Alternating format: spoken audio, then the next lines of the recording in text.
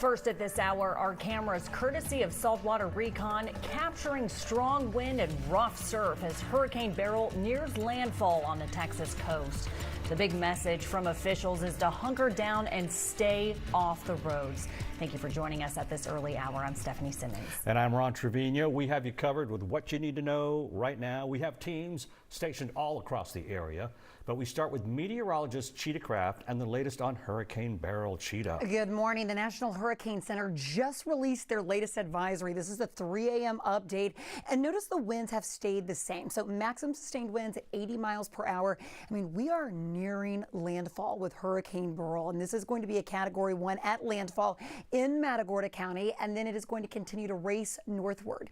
It holds its Cat 1 strength as it moves across portions of Matagorda, Brazoria, Fort Bend County, portions of western Harris County, and potentially even Waller County. That's why we could be tracking hurricane force winds over the next couple of hours. We're already starting to get some of those readings right now in Matagorda County. Live look at the radar. I will show you the outermost part of the eye wall is starting to push into Matagorda County. Can you see that clear spot? So when you see the clear spot on the radar loop, that's that well-defined eye in the hurricane. And again, that's moving onshore into Matagorda County. The only warning that we have right now is this flood warning that's in Matagorda, right split in between Matagorda and Brazoria County.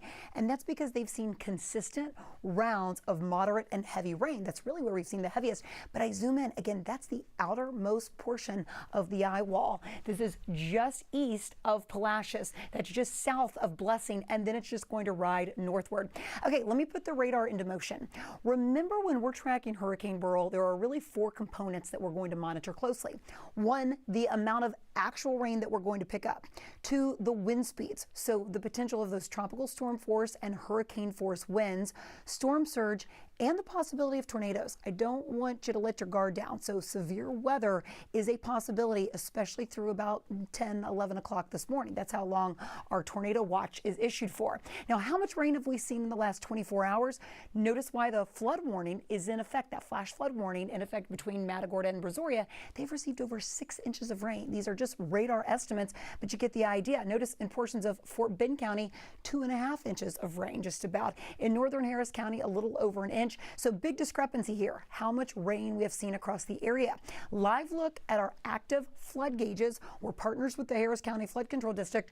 So far, so good. Everything is reporting green. I like that. However, the flood risk for today, notice on a scale of 1 to 4, we're at a 3. This is a moderate risk for flash flooding today. So you need to keep your guard up for high water spots. That's why for these overnight hours and early morning hours, I would say up through about 10, 11 o'clock this morning, stay off the roads. Conditions are rapidly deteriorating right now. Live look outside in Galveston. Yeah, the camera lens continues to go back and forth. Winds are picking up, wave heights are picking up, and so is the storm surge. Storm surge will be dangerous to life-threatening as we continue throughout the morning hours in Galveston. So you see that live image. I'll pop in a few other spots. This is a live look towards the Med Center this morning. Just messy out there. Now, I'm expecting conditions inland to rapidly deteriorate, probably starting around 4:35, and that takes you through about 11 or noon. Winds, current winds right now, Palacios at 53 miles per hour, sustained 30 miles per hour there in Galveston, sustained.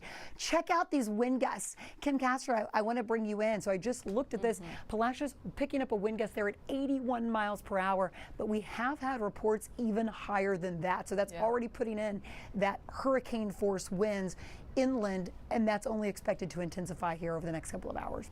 That's right, and we haven't had a landfall yet, so hurricane force winds ahead of the landfall, during the landfall, and afterwards, because Beryl is expected to maintain its Cat 1 strength for a few hours. So with that in mind, there are several other risks to track as well. With the forward motion of the wind, coastal storm surge is going to be a concern, and flooding for the low-lying areas, in addition to just the bands from Beryl itself. That could lead to inland flooding too, and of course, Force tracking the threat for some spin-up tornadoes from those bands too. We're under a tornado watch, like Cheetah mentioned, until 10 o'clock in the morning.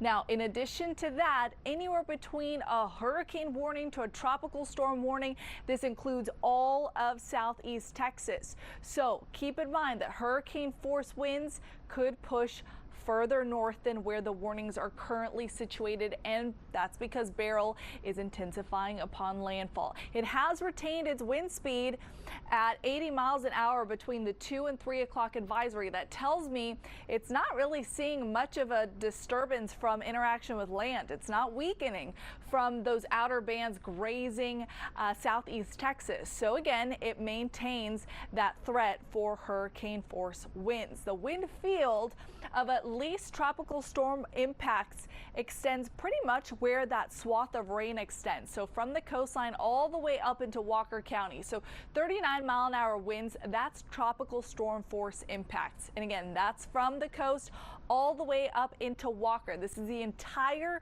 viewing area for southeast Texas. Now, I want to get a little bit more specific as to those stronger wind gusts that could push above tropical storm force into hurricane force. So there's Beryl right now, expecting to make landfall here within the next hour or so, and then it continues to wobble a little bit closer towards Brazoria County. So that's a snapshot at 6 o'clock. Look at the projected wind gusts from our short range high-res models. 92 miles an hour in Angleton. This continues to hold its hurricane strength as it tracks inward. So 8:30 in the morning, Sugarland could see a 70-mile-an-hour wind gust. And notice, even stronger on the east side of this eye, the dirty side. If I had to pick the areas that are going to see the most significant impacts when it comes to wind, storm surge, when it comes to prolific rain, I would say it's going to be Matagorda and Brazoria. And in fact, that's where we find our Jason Miles in preparation for this landfall. Jason, you're in Pearland, correct? What is it looking like out there? I'm sure the winds picked up. There's rain bands that are moving in. Here in Brazoria County. We've been watching. I'm sorry, Kim. Yeah, we've been watching the rain bands come in. It's been steady all morning long since we've been here, at least the last couple of hours or so. And I can tell you the wind has intensified over the last 30 minutes or so. I saw a report of wind gusts in excess of 50 knots down in Angleton, not too far from where we are. That equates to what, about almost 60 miles per hour. It seems like it may be stronger than that at times, and obviously we are awaiting Beryl's arrival in this area over the next few hours. Obviously we're about an hour and a half north of Matagorda, in that area where the landfall is anticipated any moment now. Here in Pearland, it appears as if people have taken the advice of police. The police down here, like agencies all over the area, urging people to stay at home if you can. The busiest we've seen anything is the Whataburger across from where we are. Obviously, they're open 24 hours, and some people are still out and about. In fact, a few moments ago, we even saw a gentleman walking down the street here. Probably not advisable since debris can still be blown around and things like that. But right now, nothing crazy at this point in Pearland, but definitely gustier winds, steady rain, and we certainly anticipate a lot more of that as the morning progresses. For now, we'll send it back to you guys in the studio. Yeah, we can count on things getting worse there, even in Pearland. Thank you so much, Jason Miles. We'll check back in with you a little bit later this morning. Now we're going to head back to Sugarland. Fort Bend County is bracing for strong winds, rain, the potential for flooding. Maria Aguilera is joining us live from Sugarland right now. And Maria, you took over for Jeremy just a bit ago. Have conditions changed there? Yeah, earlier today, Jeremy said there was just some light rain. I can tell you now, rain has picked up within the last hour. You can see here, it's coming down pretty hard as Beryl makes its way through the area, and the winds have picked up as well. You can see the wind pushing the rain down the street. We're in Sugarland right now, in the town square to be exact, and you can see there are some nice lights here and everything, but with those winds picking up, we're really monitoring all of that movement on those lights, on the trees as well. Again, all of the water picking up here in the area, and officials are urging residents to shelter in place in all of Fort Bend County. The reason for that is because although Beryl is a Category 1 hurricane, officials are treating this as a Category 2 just to err on the side of caution.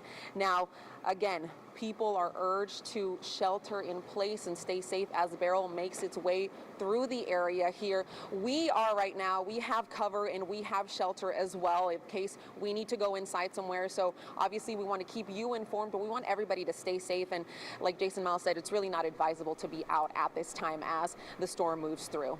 No, it's not. Okay, Maria, this is Cheetah. So we saw that same live shot from Jeremy Rogalski about an hour ago, and I can tell the rain picked up. I want to focus on the winds. Right now, I'm having sustained winds. I see reports around 22 miles per hour. Tell me what you're feeling outside with the wind.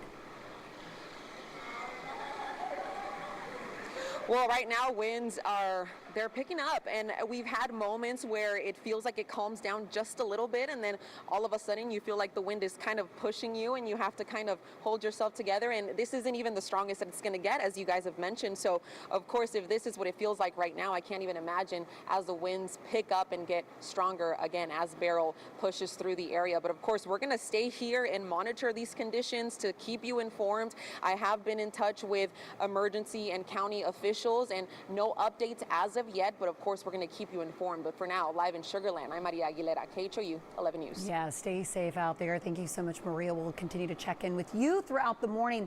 So things aren't looking too bad here close into town right now, but that's going to change over the next several hours.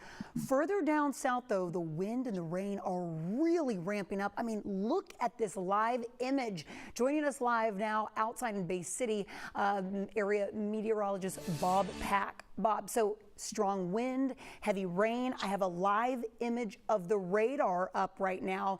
And wow, we're really seeing some of those steady bands moving across the area. What do you feel?